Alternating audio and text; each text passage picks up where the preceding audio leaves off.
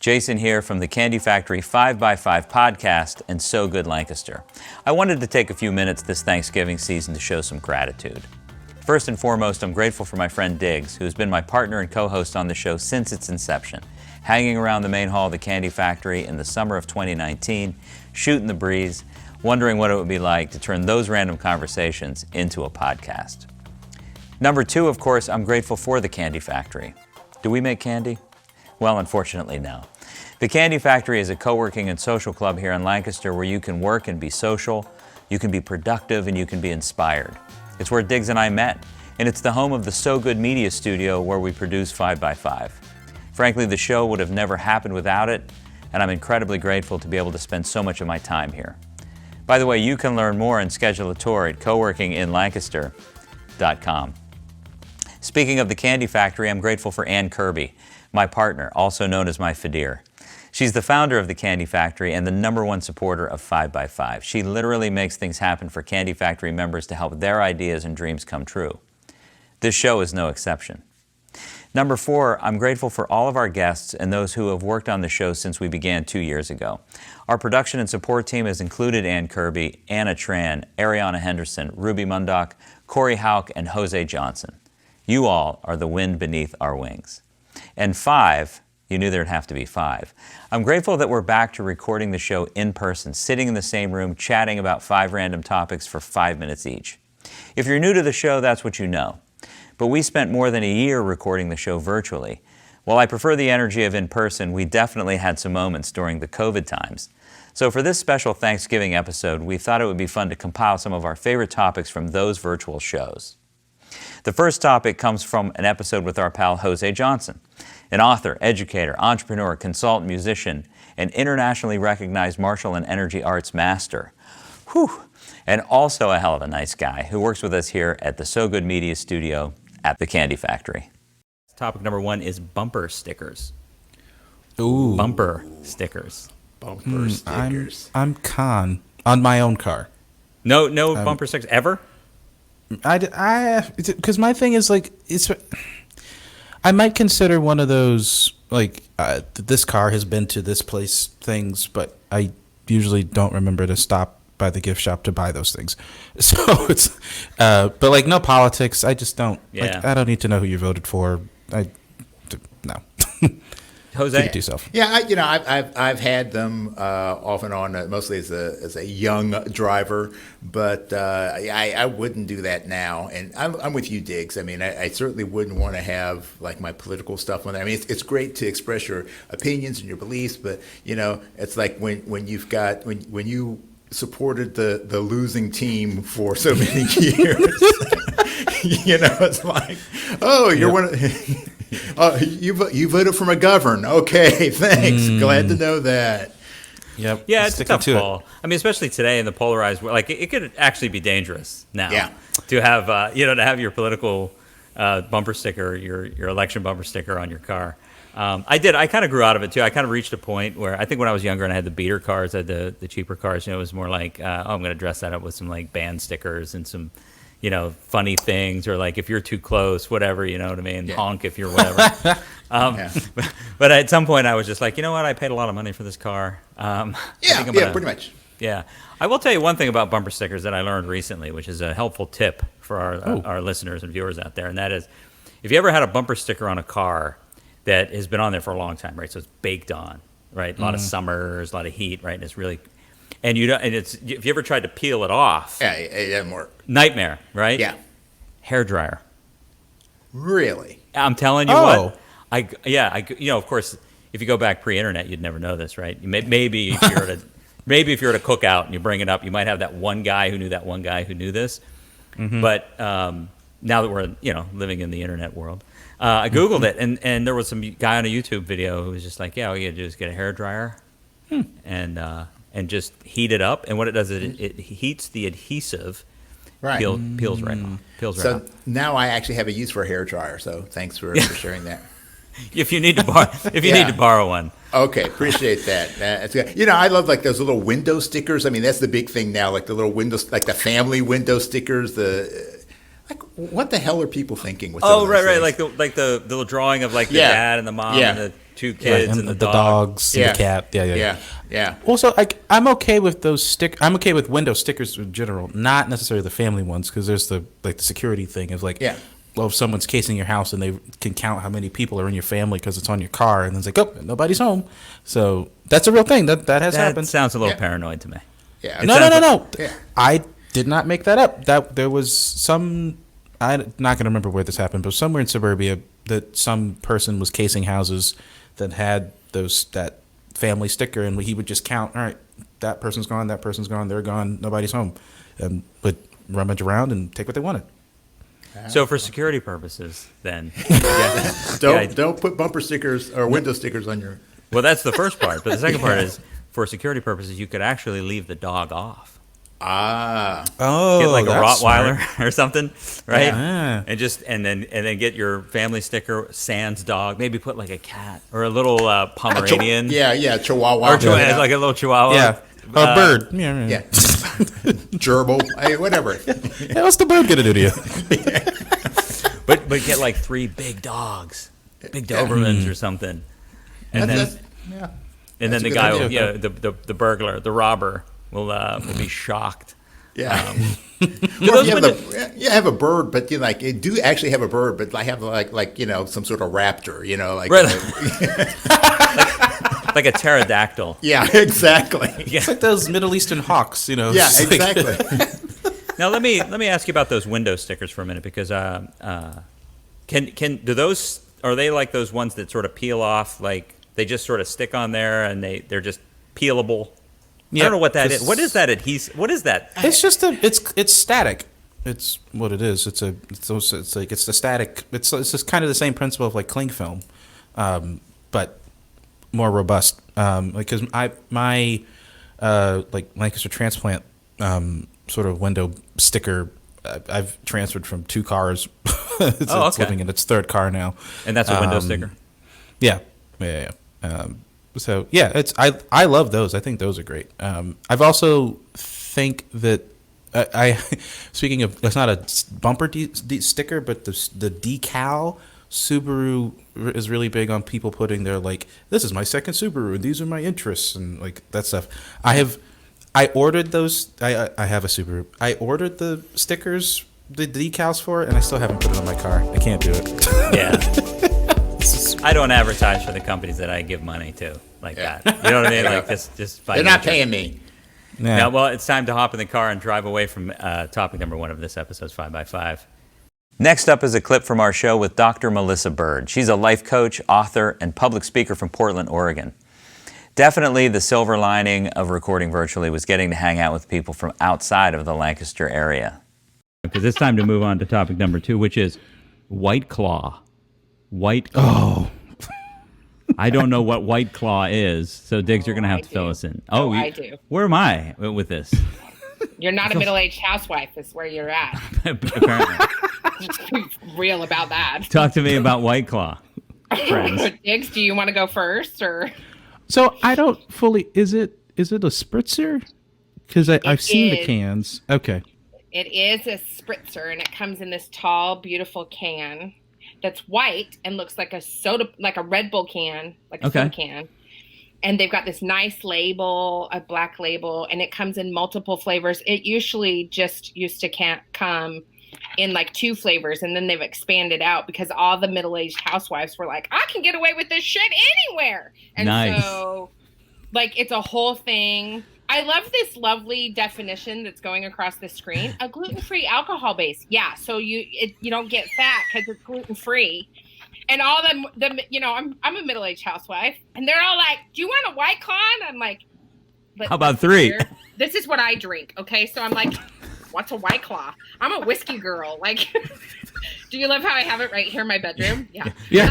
Just right here, the whiskey is. Because why not? And so White Claw has become very popular among the middle-aged housewife set. Or it turns out, according to my best gay, also among the younger gay crowd. So I don't know. It's a thing. That's how I got introduced to it, because the younger gay set in Lancaster started ordering it a lot. Yeah, well, it's gluten free, yo. You can drink like 30 of them, not get fat. It's healthy, is what I'm hearing. Healthy, yes. That's what I'm hearing. It's a healthy beverage. It's a health drink. It's a health drink. When the pandemic first started back in the spring, we would go for walks because that's all you could do here in Corvallis, Oregon, right? Because I was not leaving the house ever. Like, I was like, pandemic, what? Lock it down, people, lock it down. And we would go for walks or go hiking up in the forest. And all of a sudden, there was this like litany of White Claw cans because people are bad about nature. And I was like, why are people leaving these cans in nature? But it was like way more than you ever see normally. It was like people are like hiking and drinking and having a cow about the pandemic. Anyway, White Claw. I would think that up there in Oregon, that's where you are, you said, Oregon, right? I am. That people would be a little bit more environmentally conscious about leaving the cans. Oh, you would so think that, but it turns out that Oregon is the seat of hypocrisy when it comes to sustainability and environmentalism. There's two reasons for that. The first reason is, I'm going to get a little political here. I know Diggs is super surprised about this. Oregon was founded as a whites-only state. Is that right? Surprise, surprise. We are the most racist nation in the nation next to Mississippi. Yep. Oh, racist state. Yeah. Oh, state. Yeah. Racist state in the nation next to like Mississippi and a couple of other places in the South. We are where the Proud Boys are proudly homesteaded here in Portland, Oregon. Oh, I know that's big. And so we are like this super racist state. So you get outside of Portland, it's game on. And the second reason, so we're not this liberal bastion that everybody thinks we are, but the second reason is because the government here, the local government does not actually invest money in environmental sustainability and regenerative infrastructure. And I know this because my beautiful husband and I are starting a retreat center and aquaculture farm called the Mermaid's Garden. And we are going to be welcoming people to our table who can come and do retreats of all different types, but we're also starting the first recirculating aquaculture farm in Oregon. And it's a sustainable regenerative aquaculture farm that uses 95% less water, super good for the environment. The state keeps talking about how they want to invest in organizations that are veteran-owned, women-owned, LGBT, blah, blah, blah. No. Really? No. Mm-hmm. Yeah. You got to break down that. What are you calling it? Octa something or other? Aquaculture is where you grow fish it's going to be an inside fish farm. We're growing fish, hybrid striped bass fishes. Healthy, happy fishes with no antibiotics and no mercury. Just a little White Claw, just a little White Claw kind of fishes. That's right, little White Claw fishes. We're going to name them after each of the beverage types, and they're going to be gluten-free. It's going to be amazing. I wonder if you you know how you can, what do they call it when you put the fruit in the water? What do they call it? Like you cut up a bunch of cucumbers and you put it in the fancy. The cucumber water that tastes like you're eating feet. Infusion, we'll infuse the fish with White Claw. Yes. Yes. Can you get all the things? Can you get drunk if you eat a bass that's been swimming in White Claw? I'm going to assume as much. If not, we'll just add some vodka. At the end, just a little splash there. Splash at the end of the cleaning. Yeah. I love it. Well, friends, this can is empty, and it's time to move on. It's time to move on to topic number 3 of this episode's 5x5. Topic number 3 on this episode of 5x5 comes from an episode with Jocelyn Park. She's the founder of Lancaster Transplant, a community builder and a graphic designer. This was Jocelyn's second, and certainly not the last time, on 5x5. Axe throwing, yay or nay? Axe throwing. Yeah. No. What? No. It's a huge fad now. Explain to me. And I know there are places around us. There's one. You explain why you don't like it. Because it's a fad. It's like breakdancing.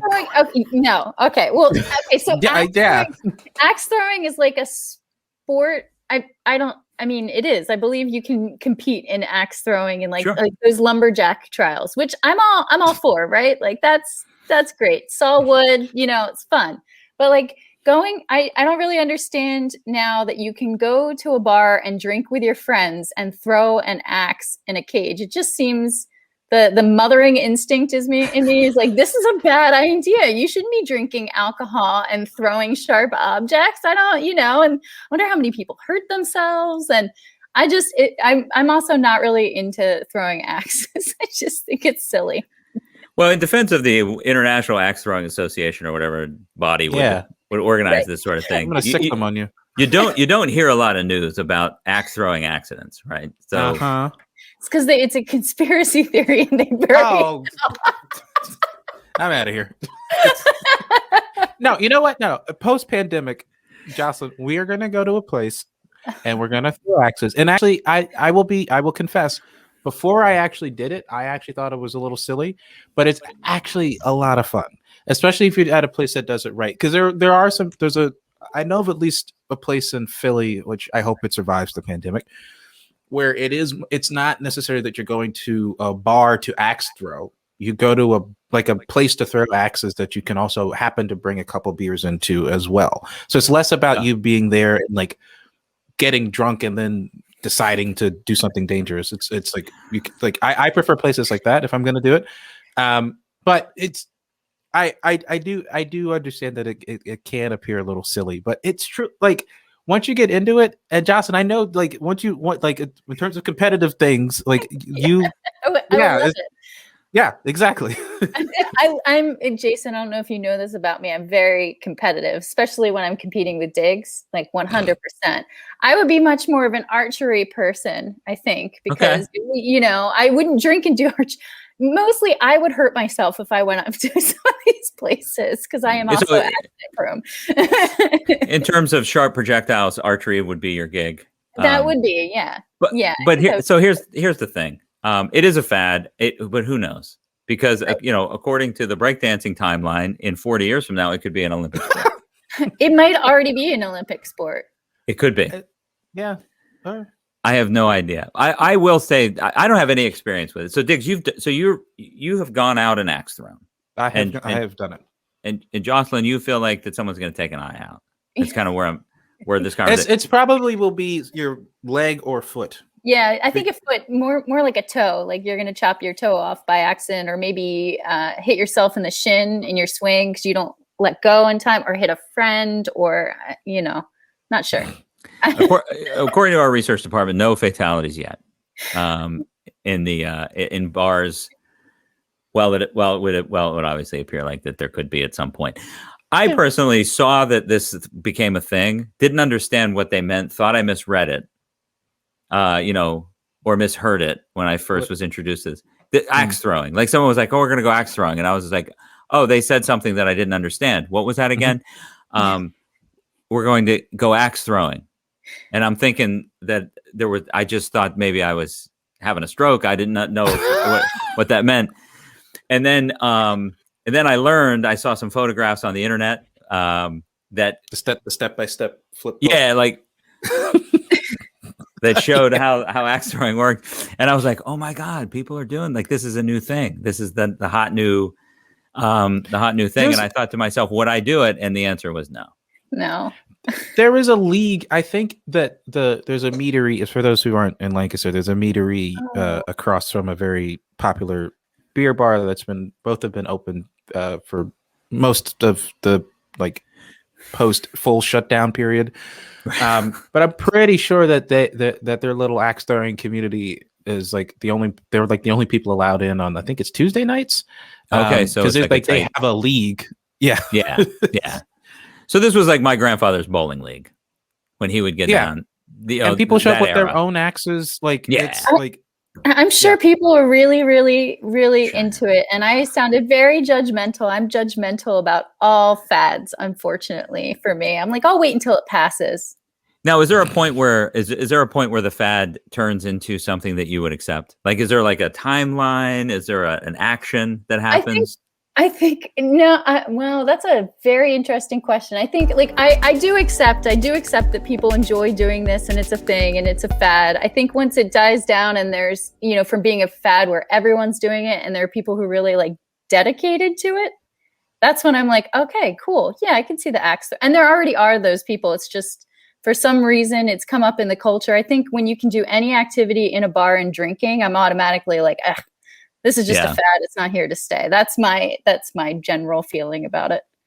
But everyone can enjoy it if they want to. Well, unfortunately, The last axe has been thrown on this episode of 5x5. The last axe has just hit whatever the axes go into when you throw them. I don't know. Is it wood or something? Is it like a... It's usually wood.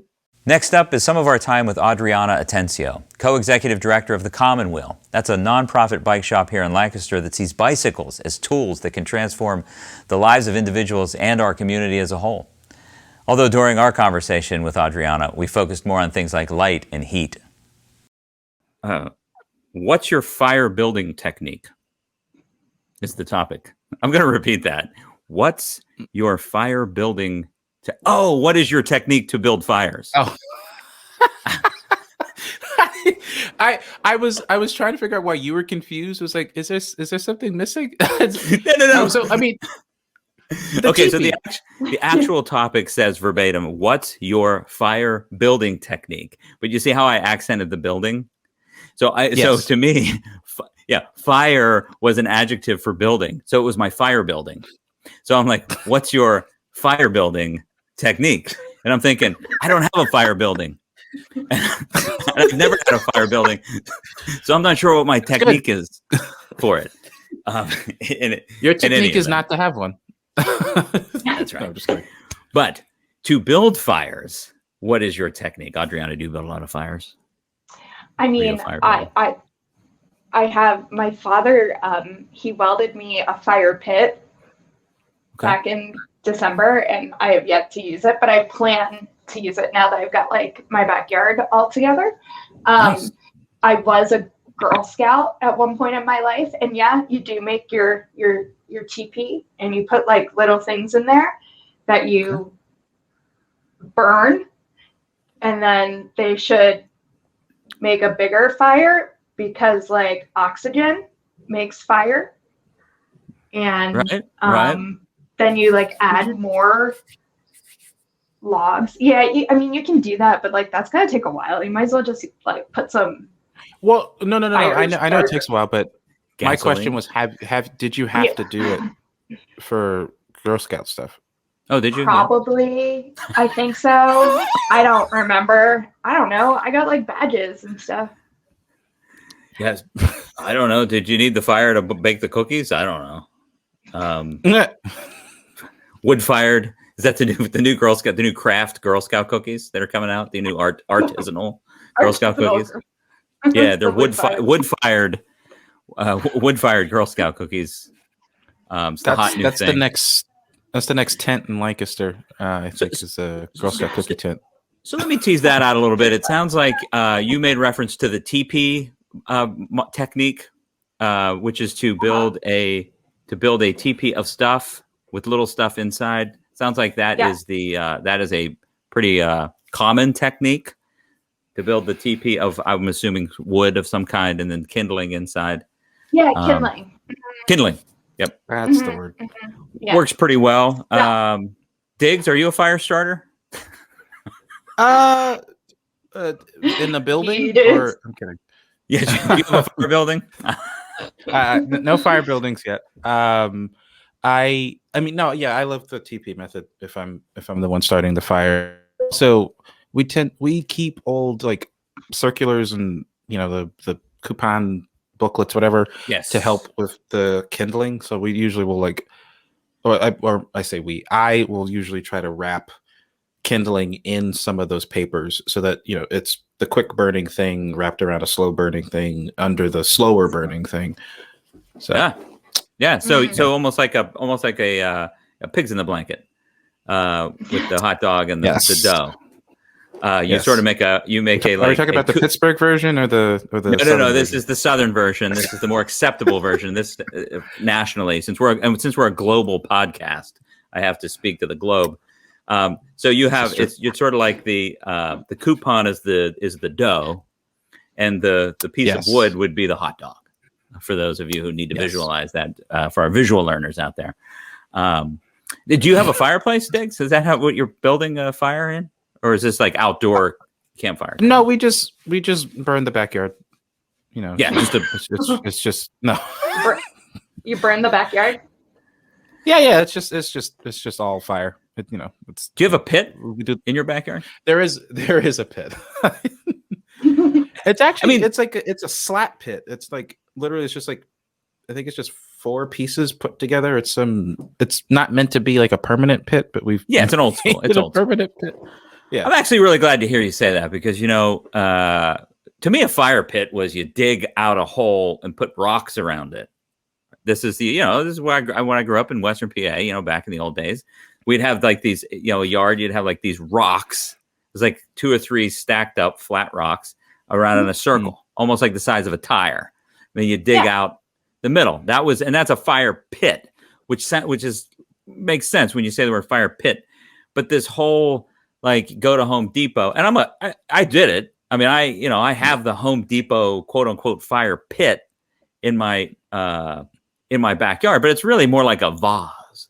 It's more like a fire vessel. You know what I mean? It's not really a fire pit. Like, you know what I'm saying? It's like it's a decorative vase. Yeah, you know what I mean? Like a decorative vessel for my like a chalice. Like a chalice of heat and light. But unfortunately, this fire has just burned out, and it's time to move on to topic number 3 of this episode. Chalice of heat and light. Which is like sports. Harry Potter. All right, no, we gotta move here. It's fast as 25 minutes of podcast.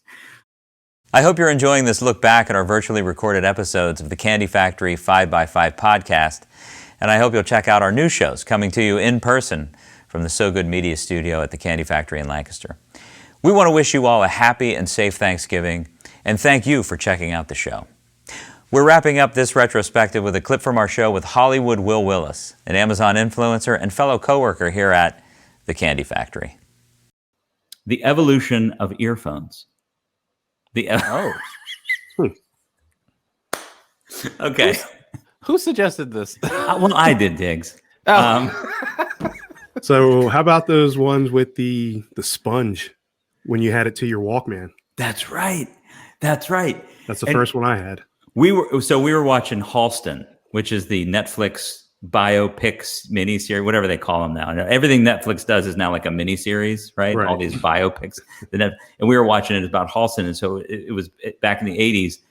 And they had the Walkman. They had the Walkman, like the wire, the thin metal, right? And then the big spongy, which at the time, and Will, you can probably corroborate this, was sleek compared to the cans. Right.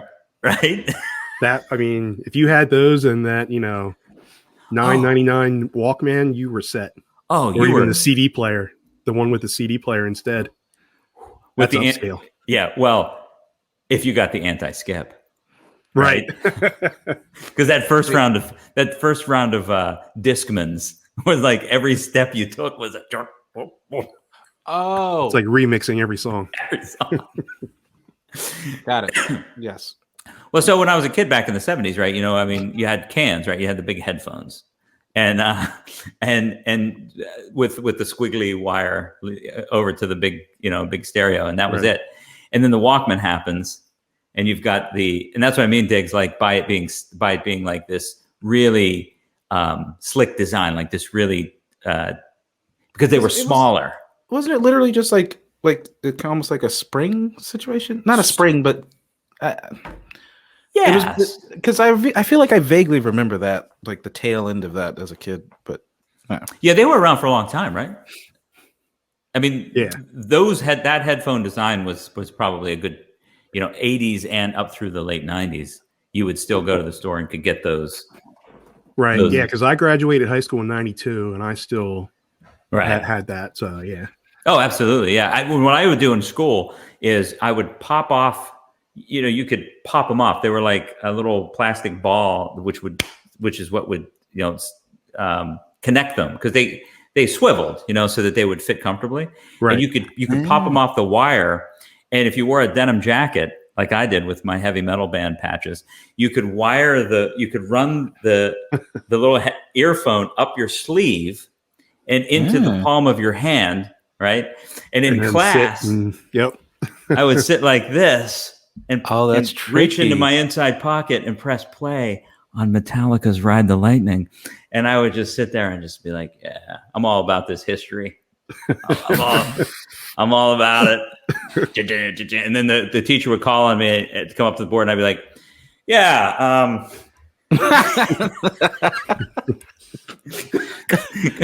So I'd have to do this magic trick where I would like that, and then put my arm down and be like, yeah, and just hold it in my hand.